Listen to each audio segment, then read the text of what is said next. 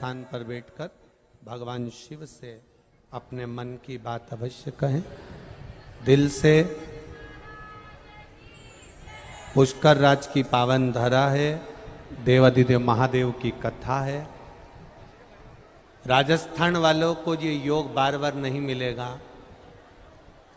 बड़े भाग्यशाली हैं आप सब जो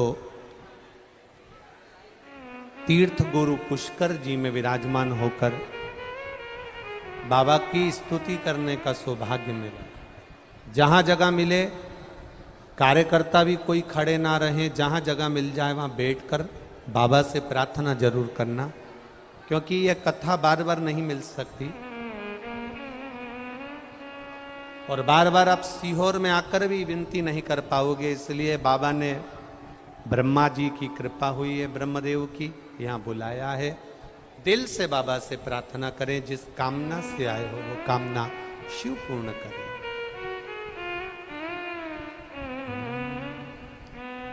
श्री शिवाय नमस्तु।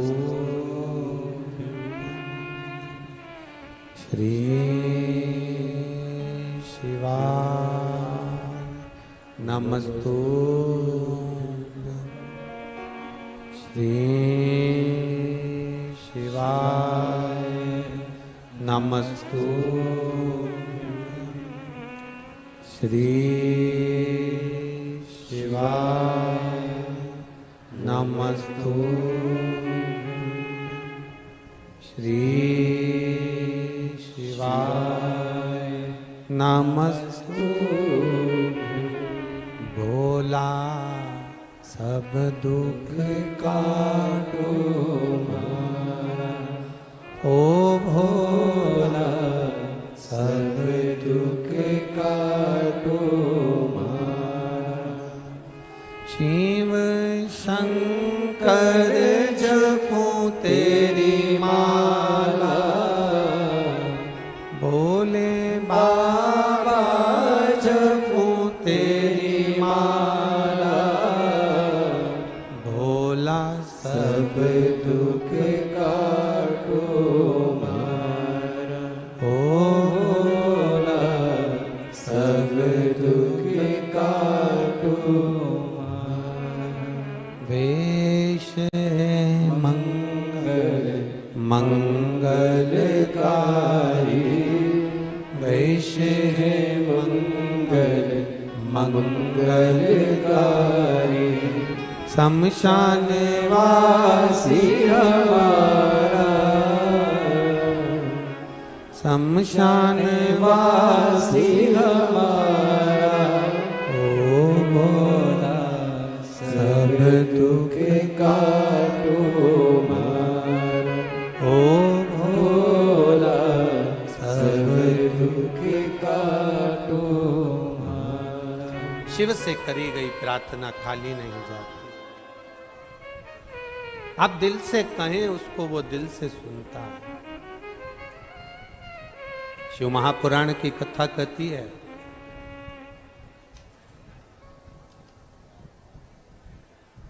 ब्रह्मदेव के भीतर जो थोड़ा बहुत अहम आ गया था, उस अहम को भगवान शिव ने समाप्त करवाया। भगवान शंकर ने समाप्त। देखिए, ब्रह्मा जी ने यज्ञ करने के लिए भूमि तो चुन ली, और भूमि पर यज्ञ करने के लिए ब्रह्मा जी बैठ भी गए।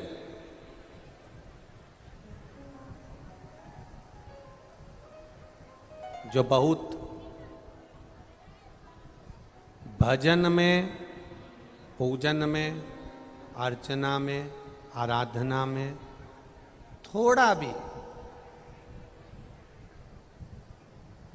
एक रत्ती मात्र भी अगर हमारे भीतर कहीं अहंकार आ गया, अगर रत्ती मात्र भी हमारे भीतर कहीं अहमता आ गई, अभिमत्ता आ गई, किसी को नीचे दिखाने का भाव आ गया, तो भगवान फिर उस पूजन को स्वीकार नहीं करता।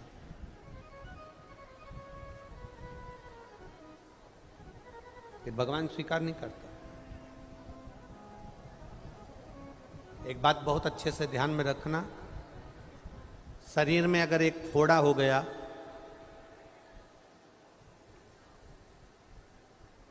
डॉक्टर उसको सूखने की दवा देता है।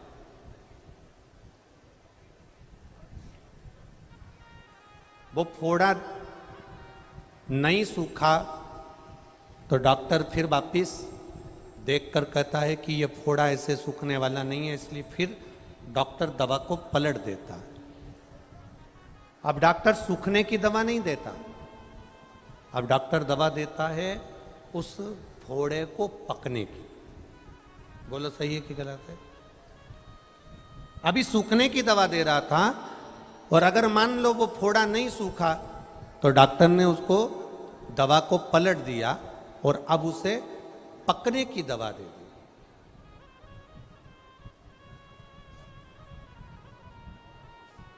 अब मरीज ने पूछा कि साहब तुमने ये दवा दी, उससे तो घाव पक रहा है, ये तो और पकने लगा, ये तो घाव पक रहा है, तुमने तो इसमें पकने की दवा दे दी।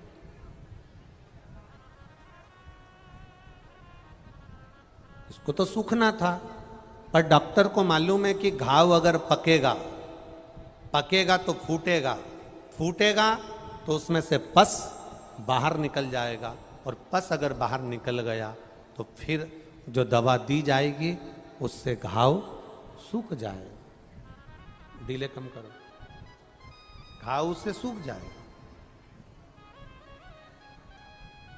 जब तक पस बाहर नहीं निकलेगा फोड़े में से, फुंसी में से, तब तक वो फोड़ा सूखने वाला नहीं है। उसी तरह घाव को पकने के लिए डॉक्टर दवा देता है, तो कभी कभी ऐसा होता है कि हमारे भीतर जो अहंकार आ जाता है, हमारे भीतर जो अहम आ जाता है, हमारे भीतर जो अहंकार आ जाता है, मेरा भोलेनाथ उसको भी थोड़ा सा पका देता है, और पकाता है तो वो फूटता है, और फूटता है फिर घाव को सुखा देता है। वही की वही यहां हुआ, वही की थोड़ा भीतर अहम आ गया, थोड़ा भीतर अहंकार आ गया,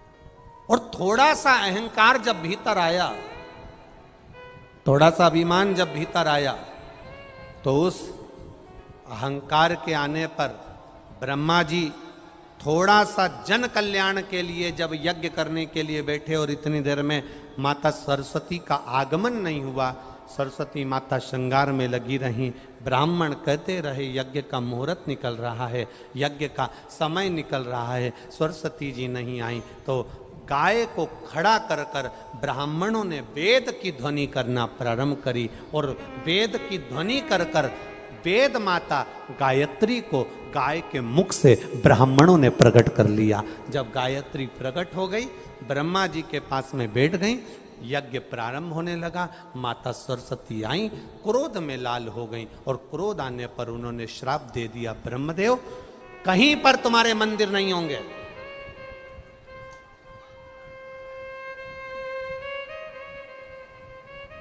किसी स्थान पर तुम्हारा मंदिर नहीं बनेगा। और ब्रह्मा जी, तुमने एक नारी का अपमान करा है, इस भूमि पर जहां तुमने यज्ञ करा है, इस भूमि पर तुम्हारा मंदिर बन सकता है, पर उसके लिए भी एक शर्त है। सरस्वती माता ने एक शर्त सामने रख दी।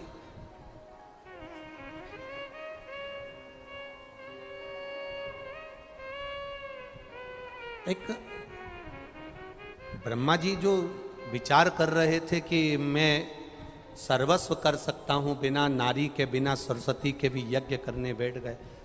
तुमने मेरा अपमान करा है ब्रह्मदेव, कहीं तुम्हारे मंदिर नहीं होंगे। पुष्कर राज की भूमि पर अगर तुम्हारे को तुम्हारी पूजन कराना है, तुम्हारा मंदिर इस पुष्कर राज की भूमि पर बनेगा, तो उसकी भी एक शर्त है, तुमने नारी का अपमान करा है, इसलिए जब तक तुम एक कन्या का कन्यादान नहीं कर देते तब तक इस भूमि पर भी तुम्हारे मंदिर का निर्माण करना कठिन है। एक कन्या का कन्यादान तुम्हें करना पड़ेगा। शिव महापुराण की कथा कहती है, बहुत बहुत ध्यान लगाकर सुनना महाराज। पुष्कर राज की धरा एक ऐसी धरा है, पुष्कर राज की भूमि एक ऐसी भूमि है जहां पर पुष्कर के सरोवर का जल लेकर ब्रह्मा जी का नाम लेकर कपालेश्वर महादेव पर समर्पित किया जाता है।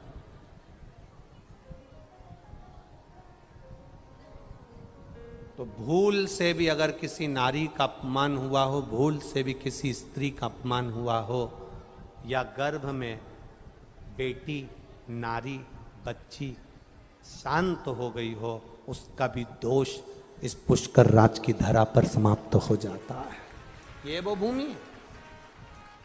ब्रह्मदेव एक कन्या का कन्यादान करोगे तब पुष्कर राज की धरा पर तुम बैठकर पूजा सकते हो। तुमने एक नारी का अपमान करा है, स्त्री का अपमान। ब्रह्मा जी मौन हो गए, मौन, स्तुप्त। देव ऋषि नारद से ब्रह्मा जी ने कहा, एक कन्या का कन्यादान करना है, वो समय कब आएगा?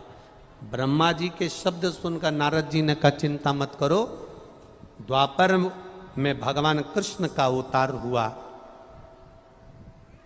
राधा रानी प्रकट हुई। ब्रह्मा जी के सामने नारद जी ने कह दिया, चलकर तुम कन्यादान कर दो। किसका कन्यादान? के कहा, राधा का कन्यादान कर दो। भांडिर वन में ब्रह्मा जी ने राधा और कृष्ण का मंगल विवाह कर दिया और राधा का कन्यादान ब्रह्मा जी ने भगवान कृष्ण के साथ कर दिया। इस विवाह को केवल ब्रह्मा जी जानते हैं, इस विवाह को केवल यज्ञ नारायण जानते हैं, इस विवाह को केवल नारद जी जानते हैं, इस विवाह को केवल राधा जानती है, इस विवाह को केवल कृष्ण जानते हैं। इसके सिवा इस विवाह को कोई नहीं जानता। बाकी के समय पर राधा जी का विवाह देखोगे तो अनय घोष के साथ हुआ है। बाकी के समय पर भगवान कृष्ण का विवाह देखोगे तो रुक्मणी, सतभामा, जामंती, कालंदी, मित्रवंदा, लक्ष्मणा, इनके साथ हुआ है। राधा जी के साथ विवाह का कोई प्ररूप ही नहीं मिलेगा। पर पद्म पुराण के अंतर्गत, गर्ग संहिता के अंतर्गत, स्कंद पुराण के अंतर्गत, शिव महापुराण के अंतर्गत, देवी भागवत के अंतर्गत इस पुष्कर राज में ब्रह्मा जी बैठने के लिए जो कन्या का कन्यादान करे, उसका क्रम आज भी वृंदावन की धरा पर भांडिर वन में आज भी ब्रह्मा जी ने जो राधा जी का कन्यादान करा, उसका चरित्र हमारे शास्त्र आज भी करते हैं। तब जाकर ब्रह्मदेव के लिए माता सरस्वती ने आज्ञा करी और ब्रह्मा जी यहाँ पर विराजमान हुए और फिर ब्रह्मा जी का पूजन यहाँ प्रारंभ हुआ। ये धरा। एक बात आप लोगों से कहना चाहेंगे, कन्या का कन्यादान करना कोई साधारण बात नहीं है हमारा। एक कन्या का कन्यादान करके ब्रह्मा जी पुष्कर में पूजा जाते हैं। शिव महापुराण की कथा कहती है, अगर पिता बेटी को पढ़ा रहा है, पिता बेटी को अच्छे कपड़े पहना रहा है, पिता बेटी को कॉलेज तक भेज रहा है, पिता बेटी पर पूरा भरोसा कर कर दूसरे नगर जयपुर, उदयपुर, कोटा पढ़ने के लिए भेज रहा है, तो अपने पिता के विश्वास को बेटी ना तोड़े, अपने पिता को कन्यादान का मौका जरूर दे। अपने पिता के विश्वास को बेटी ना तोड़े, उसको कन्यादान का मौका दे। क्यों? बेटा एक कुल को तारता है और बेटी दो कुल को तारती है। जब बेटी का कन्यादान पिता करता है तो बेटी का कन्यादान करते से बेटा, पिता 94 तरह के नरकों में नहीं भोगता, वो सीधे बैकुंठ धाम के लिए चला जाता है। ये बेटी कर सकती है। आपका किया गया कर्म आपको श्रेष्ठता दे दे। आज बच्चे लोग शंकर जी के मंदिर जा रहे हैं, आज नारियां शंकर जी के मंदिर जा रही हैं, पुरुष वर्ग शिव जी के मंदिर जा रहा है। कुछ तो मिलता होगा। एक पत्राएं देखिए, पत्रों में कितना सुंदर भाव लिखा है।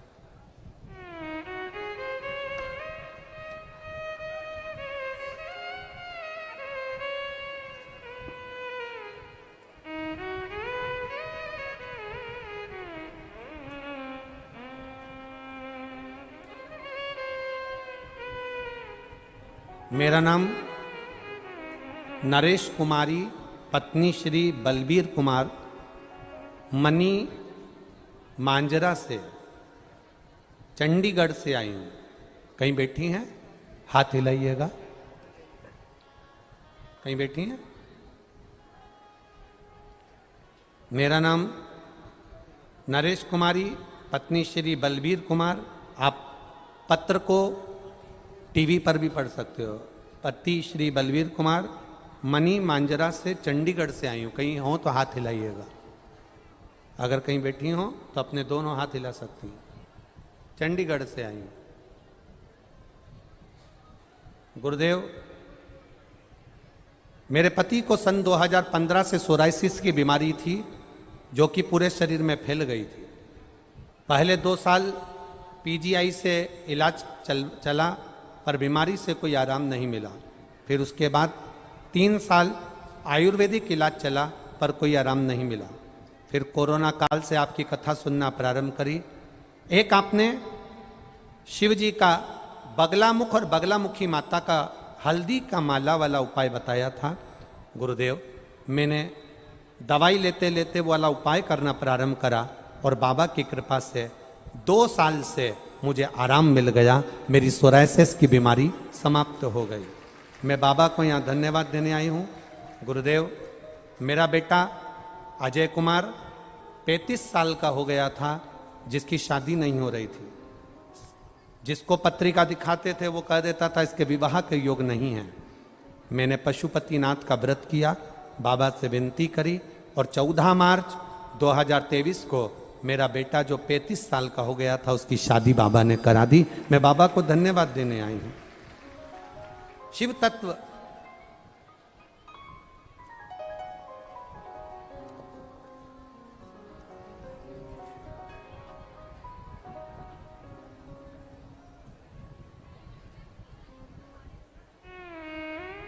मैं मोहिनी देवी सोनी बीकानेर, मोहिनी देवी सोनी बीकानेर राजस्थान से आई हूं। कहीं बैठी हो? मोहिनी देवी दोनों हाथ हिला सकती हैं। मोहिनी देवी कहीं बैठी हो तो अपने दोनों हाथ इस तरह से हिला दें। अगर कहीं बैठी हो तो मोहिनी देवी सोनी बीकानेर। कहीं बैठी हो तो हाथ हिला सकती हैं। मैं मोहिनी देवी सोनी बीकानेर राजस्थान से आई हूं। गुरुदेव, बाबा का मैं क्या वर्णन करूं। मेरे बेटे पवन के गले में गांठ हो गई थी जिसकी आवाज़ बंद हो गई थी। बीकानेर में बहुत डॉक्टरों को दिखाया, जयपुर के डॉक्टरों को दिखाया तो डॉक्टर बोले इसका ऑपरेशन करना पड़ेगा। ऑपरेशन हुआ। उसके गले की जो आवाज़ निकालने वाली मशीन थी जिससे हमारी आवाज़ आती है, गले की वो मशीन बाहर निकाल दी गई। और डॉक्टर को दिखाया तो उसमें बड़ा रोग बता दिया गुरुदेव। और डॉक्टर ने जब बड़ा रोग बता दिया, ऑपरेशन करा, गले में से गांठ निकली जो गांठ कैंसर की थी। कैंसर की जांच चालू हो गई, इलाज चालू हो गया। बेटे की आवाज़ चली गई, आवाज़ नहीं आई, दवाइयाँ चलती रही गुरुदेव। किसी ने कहा टीवी पर शिव महापुराण की कथा आती है, सुना करो। मैंने मेरे बेटे को कथा सुनवाना प्रारंभ करी गुरुदेव। एक बेलपत्र शिव जी पर चढ़ा कर लेके आती, मेरे बेटे को देती, जल चढ़ा हुआ अपने बच्चे को पिलाती। बाबा, मैं क्या वर्णन करूं। जिस डॉक्टर ने कहा था कि इसकी आवाज़ की मशीन निकल गई, आवाज़ नहीं आ सकती और गले की कैंसर है, दूसरी बार जब जांच कराने के लिए मुंबई भेजा, बाबा की कृपा से जांच की रिपोर्ट नॉर्मल आई और मेरे बेटे की मशीन निकलने के बाद भी आवाज़ वापस आई। मैं बाबा को प्रणाम करने के लिए आई। कहीं बैठी हो तो हाथ हिला सकती हैं। आप ही हैं? दोनों हाथ हिला दो एक बार ऐसे। हाँ, हिला दो ऐसे। अब ठीक है बाबू, बेटा ठीक है ना? हाँ, तो दोनों हाथ हिला कर एक बार बोल दो, हर हर महादेव। शिव तत्व ऐसा है। एक पत्र बड़ा सुंदर आया है।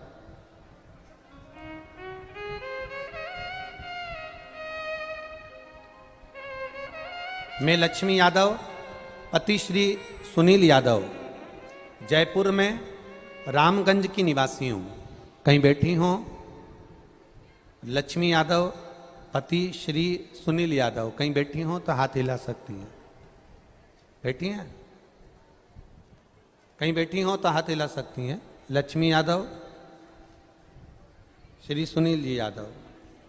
एक लोटे जल का मैं क्या वर्णन करूं गुरुदेव, वर्णन नहीं कर सकती। मेरे पेट पर हल्की सी सूजन दिखी, मैं क्लिनिक पर दवाइयां लेकर आई, सूजन की दवाई मैंने खा ली, आराम नहीं लगा। 10 से 15 दिन हो गए, आराम नहीं मिला। फिर मैंने सोनोग्राफी कराई, सोनोग्राफी में आया कि मेरे पेट में पानी भरा है। जब दूसरी सोनोग्राफी हुई, पेट का पानी देखा गया तो उसमें गांठ बतला दी। गांठ बड़ी थी, अस्पताल में दिखाया। 1 महीने तक मेरा ट्रीटमेंट चला पर गठान नहीं गली, बीमारी का पता नहीं चल रहा था। डॉक्टर ने कह दिया था कि लगता है कि ये बीमारी बड़ी है, और मालूम पड़ा कि जांच करवाई, पानी निकालकर जब जांच के लिए भेजा तो उसमें कैंसर निकला। फिर डॉक्टरों ने मुझे 4 थेरेपी लिखी और 4 थेरेपी लिखकर ऑपरेशन की सलाह दी। ऑपरेशन के लिए कहा, तभी किसी ने कहा कि शंकर जी के मंदिर जाया करो, एक बेलपत्र चढ़ाकर खाया करो, शिवजी पे चढ़ा हुआ जल कुंदकेश्वर महादेव के नाम से पिया करो। मैंने वो बेलपत्री खाना चालू करा, कुंदकेश्वर महादेव के नाम से जल पीना चालू करा। बाबा मैं क्या वर्णन करूं, ऑपरेशन की जरूरत नहीं पड़ी, मेरी गठान गल गई और मेरा कैंसर थम गया। मैं बाबा को प्रणाम करने के लिए आई हूं कि मेरा कैंसर नहीं निकला। ये शिव तत्व है, और घड़ी शंभु है। बैठी हैं कहीं, हाथ हिला, आप ही हैं, हाथ हिला दो एक बार ऐसा। जी हाँ, हाँ एक बार वापिस हिला दो। अब तो ठीक है, कैंसर की रिपोर्ट तो नॉर्मल हो गई, ठीक। खाली न जाता कोई दर से तुम्हारे, खाली न जाता कोई दर से तुम्हारे, मैं भी खड़ी हूँ नंदी बाहें पसारे, अपने हृदय से लगा लो, लगा लो, गिरा जा रहा हो, उठा लो, उठा। एक पत्र और बड़ा सुंदर है, देखिए उसमें उन्होंने पूरी एक्सरे वगैरह भी लगाया है, डॉक्टर की पूरी जांचें लगाई गई है, एक एक जांच पूरे डॉक्टर की लगा दी गई है।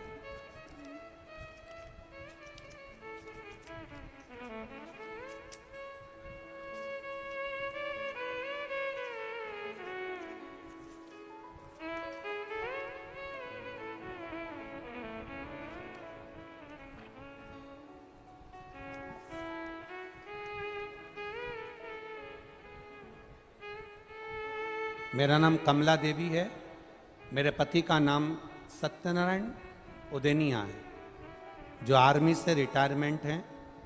मेरा पता है नांदला नसीराबाद के पास, जिला अजमेर। मेरा मोबाइल नंबर ये है, कहीं बैठी हों तो हाथ हिला सकती हैं, जहाँ कहीं भी बैठी हों। मेरा नाम कमला देवी है, मेरे पति का नाम सत्यनारायण उदेनिया है, जो आर्मी से रिटायर हुए हैं। हम गांव नंदला, नंदला ये कि नांदला, नांदला नसीराबाद के पास, जिला अजमेर से हैं। कहीं बैठी हैं? अच्छा आप ही हैं, दोनों आए हैं, दोनों हाथ हिला दो ऐसा।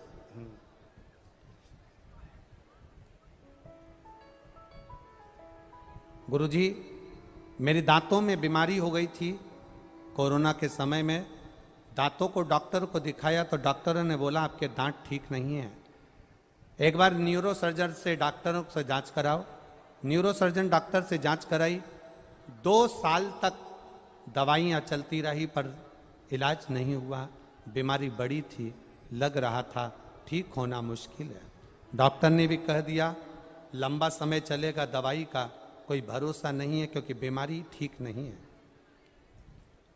गुरुदेव 3/10/2022 में आपकी पहली बार कथा देखना शुरू किया। सबसे बड़ी बात तो ये कहूँगी कि मेरे पति फौजी में रहे हैं तो विश्वास नहीं होता है। ऐसे ना जाने कितने पंडित आते हैं टीवी पर बोलकर चले जाते हैं किस किस पे भरोसा करो, इसलिए कोई भरोसा नहीं करता गुरुदेव। पर मैंने जब आपकी बात पर भरोसा करा तो मेरे पति से भी कहा कि एक बार शंकर जी पे जल चढ़ाकर पीने में क्या जाता है, इतनी डॉक्टरों की इलाज करवा रहे हैं, डॉक्टरों की इतनी दवाइयाँ खा रहे हैं और डॉक्टर कह रहे हैं कि ये ठीक नहीं हो सकती, पूरा मुख बेकार हो चुका है। तब शिवजी पे भरोसा कर कर एक लोटा जल चढ़ाया, एक बेलपत्री खाई। गुरुदेव कुछ ही दिन निकला, पानी, सब्जी को पानी जैसी पीस कर केवल पी सकती थी, दूध जैसी रोटी को पीस कर केवल पी सकती थी, दांतों को कुछ भी प्रयोग नहीं कर सकती थी क्योंकि बीमारी बड़ी थी। गुरुदेव पर बाबा सुनते हैं। मेरे पति को कभी विश्वास नहीं था कि ऐसा हो सकता है। एक बेलपत्री, एक लोटा जल सब अच्छा कर सकता है। 8 महीने हो गए बाबा, एक भी गोली नहीं खाना पड़ रही है, मेरा मुंह पूरी तरह से ठीक हो गया है। मैं यहां प्रणाम करने आई। बाबू ठीक है, अब पूरा मुख ठीक है, आराम। खाली न जाता कोई दर से तुम्हारे, मैं भी खड़ा हूँ नंदी बाहें फसाए, अपने हृदय से लगा लो, लगा लो, गिरा जा रहा हो, उठा लो। हम तो कहते हैं शिव महापुराण आप सुनने जरूर आए हो, बैठे जरूर हो, थोड़ा गर्मी जरूर है, उमस पड़ रही है, आप लोगों को पंखा झेलना पड़ रहा है, कोई धूप में बैठा है, कोई बाहर बैठा है, पर एक विश्वास लेकर बैठना, भरोसा लेकर। 7 दिन की कथा दिल से सुनकर जाना, वो दिल से झोली भर कर दे देगा, ये विश्वास मानकर जाना, भरोसा रख। जो रह गए हैं, भले लोग कहेंगे बहुत भीड़ है, बहुत भीड़ है, ट्रैफिक जाम है, पहाड़ी से नीचे तक तो गाड़ियां पार्किंग नहीं, बहुत जाम है, बहुत जाम है, पर ऐसा ट्रैफिक जाम, ऐसी भीड़ तो सब दूर चलती रहेगी, पर अपना भी तो उससे मिलन हो सके, 2 क्षण बैठकर अपने दिल की बात अपने महादेव को कह सकें, ऐसा समय मिलना मुश्किल है। दिल से कहो उसको,